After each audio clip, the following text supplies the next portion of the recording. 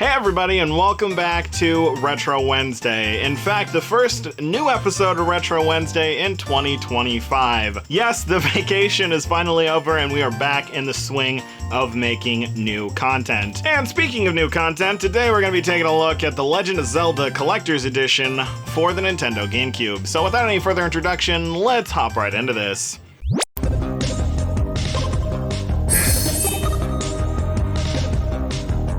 Now, for those of you unfamiliar with the Legend of Zelda Collector's Edition, it's basically a compilation of the original Legend of Zelda. You have Zelda 2, The Adventures of Link, you have Ocarina of Time, you have Majora's Mask, then you have like a little retrospective on the Legend of Zelda series, a little special movie for Wind Waker, and then a Wind Waker demo that apparently lasts 20 minutes by the looks of it, which will be quite interesting. We'll take a little look at that. We'll take a look at just about all these things. Now, how exactly you got this thing, at least in North America, it came bundled with certain GameCube consoles as like a pack-in title, which, to be fair, 4 games and then a demo is not bad for a pack-in title. Alternatively, I think you could also send for this with Nintendo Power if you had a Nintendo Power subscription. And interesting enough, now it's like a niche disc where it costs a lot, but I don't hear a lot of people talking about it, so I figured let's go ahead and take a look at this thing today. Now, let's actually start off by taking a look at the bonus things on this disc that aren't just the games, because, we've all seen the Zelda games for NES, dozens of times. But anyway, let's not get into the snap just that. Let's go ahead and we'll take a look at this retrospective and see, exactly what this whole thing is about. Like, does this show you the Zelda timeline? Let's see. So, it's Collection Edition, and then it shows the Legend of Zelda.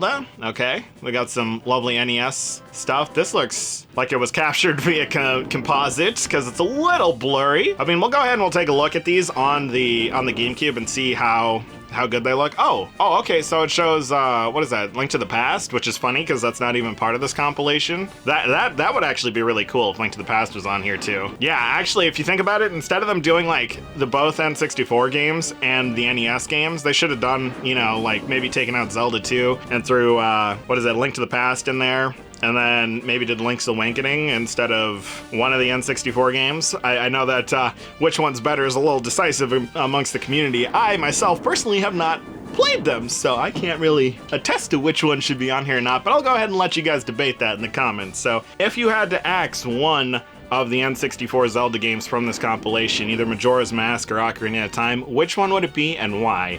Because I would be very curious to know. So it basically looks like this is just like a little mini movie that kind of goes over the history of Zelda. I don't know if this is going in any particular order. Maybe like the release order, perhaps, and not, the timeline-wise, because I'm pretty sure that Link to the Past is supposed to take place somewhere in the beginning of the Zelda timeline, if I'm remembering that correctly, but, the Zelda timeline's a jumbled bottle of mess. So, alright, let's see. Oh, we're looking at all the different Link artwork over the years.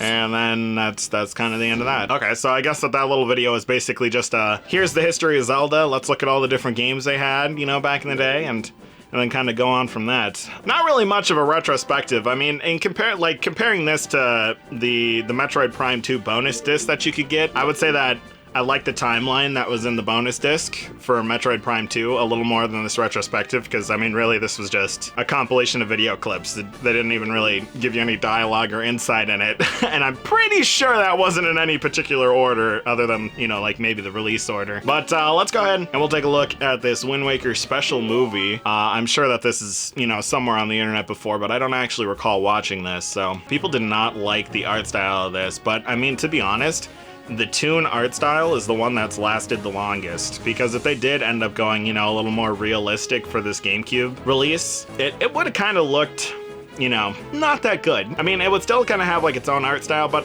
kind of like think of it as looking at GameCube releases of maybe like Metal Gear Solid and stuff like that, and the faces, they just don't look as realistic as we can get in gaming today, but this like Toon art style, this is something that could, last the test of time. Like 50 years from now, you could still play this, or someone could play this, and it still looks, visually appealing. It's its own unique art style. And is that really the entirety of the video? It's basically just a glorified trailer from Wind Waker. I was gonna call it Wind Raker, but that's not the name of the game. All right, let's see. So let's go ahead and we'll just take a look at one of these NES Zelda games, probably the original. Yeah, let's go with the original. Oh, okay, so it gives you like a little controller layout. Interesting, interesting. Let's go ahead and start this thing up. All right, yeah, this doesn't look too bad, actually. I am running this through, what do you call it, like a GameCube component cables, so that would, you know, kind of help with image quality, and this honestly looks better than the NES if you were gonna try to play it like normally today. So far, this feels okay. Although the one thing that I do have to say is playing like NES style games or Genesis or Super Nintendo games with a thumbstick just feels weird to me. Probably because I've played it with, you know, the analog, or not the analog stick, but with the D-pad normally. So playing it with an analog stick, it just doesn't feel as precise. Cause, you know, for sure, people who emulate this stuff, they're like, oh yeah, I'll use an analog stick because I'm using my PS4 Pro controller or whatever. But having played this on original hardware first, trying to play these sort of games with a analog stick just feels like unresponsive, because although you can move in 360 degrees, the game's only recognizing 4 points of direction because, you know, it was made for a D-pad and not a full 360 degree analog stick. And I am just not doing too hot right now. Everything is just killing me right now. Oh my gosh. All right, can I boomerang something? I'll be honest, I don't actually remember how you open the map. Oh, okay, so it's the start button. And it looks like most of this save is done. I'm pretty sure this isn't my save. Maybe it came on the memory card that I had, or you know, it was something, maybe there's just saves bundled in with this collection. Who knows? But I think that is enough of the first Legend of Zelda. Let's see if I can figure out how to leave. This is the button you want to push. It's the Z button that you push to leave, not the X button. Oh, okay, so this is kind of cool. So the info screen works on here and not actually in the one with the controls. So let's see, Majora's Mask. Well, it was a direct sequel to Ocarina of Time. Majora's Mask was clearly a Zelda of a different color, as Link wandered into a 3-day journey in the mysterious parallel world, set in a town that would be crushed. Set in a town that would be crushed by the moon. In 3 days, the story unfolded around masks that transformed their wearers. And then it says that it was released in October 2000 for the N64. Now, I believe this is the game that has the issue. Oh, you can choose whether or not to use a rumble feature. I'm gonna go ahead and say no, because I'm using a Wavebird and this thing didn't even have rumble built into it. Oh, okay, here we go. You may notice a slight sound irregularity while playing The Legend of Zelda Majora's Mask. This is a result of transferring the game from its original N64 version to the GameCube. It doesn't indicate any problem with your system. And then I missed the end of that thing. But basically, it tells you that you may get audio glitches. However, what I was reading online with this is that you also have some major game hitches that will happen, where it'll just lag for, you know, a couple minutes if you're opening your inventory or something, because this game was built around the expansion pack, or it required it, and what is it, Ocarina of Time did not require an expansion pack, so that one runs better than this one, and yada yada yada, lots of things. There's a write-up online. I'll go ahead and I'll link that down below in case you're interested in, you know, learning more about this release. In case, you know, you want to pick this up for yourself and play Majora's Mask in an official capacity, because, you know, you're not a fan of PC emulation, and ultimately make your decision, because these discs are not the cheapest thing in the world anymore.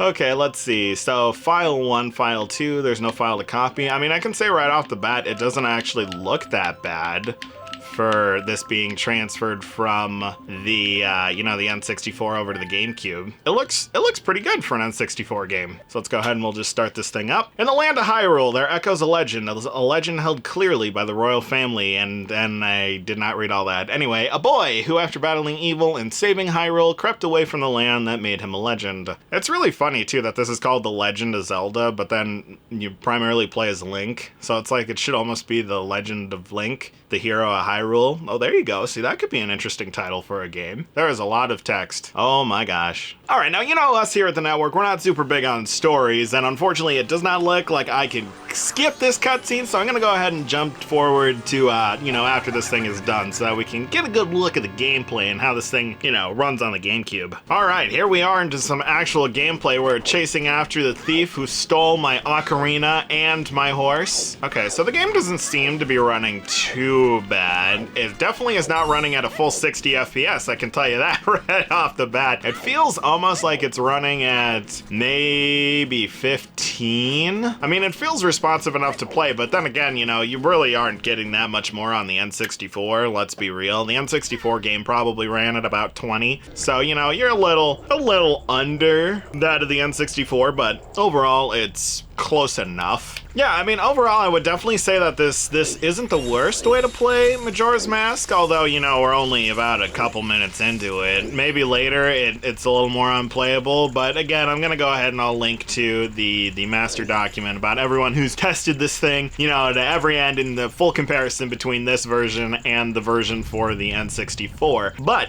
with that being said, I'm going to go ahead and we'll swap over to that Legend of Zelda The Wind Waker demo, because I'm actually kind of curious as to what that entails. Like, is there that much of a difference between that and, you know, the full release? So we'll go ahead and we'll swap over to that, and we'll be right back. All right, and here we are in the Wind Waker demo. Now, I wonder why exactly it says it's 20 minutes. Now, I wonder if you're kind of like timed for this, like the, what is it, the classic games that were on Smash Brothers Brawl, where you had like 5 minutes, not even 5 minutes, you had like a minute and a half to play Super Metroid. So it looks like we have 3 files. We have the dungeon, stealth, and the island. So let's go ahead and we'll do the dungeon, and we'll go ahead and we'll start. The UI looks to be a little different from what it was on release. Now, I don't know if that's just, like, if that's actually the case, or if I'm just remembering Wind Waker wrong, because, to be fair, I haven't played this game for at least a year, and let's just say that the main menu screen is the thing that I probably spent the least amount of time looking at. So, let's see. Okay, we can go right into the dungeon. Let's see, actually, what do we come equipped with? We have a sail,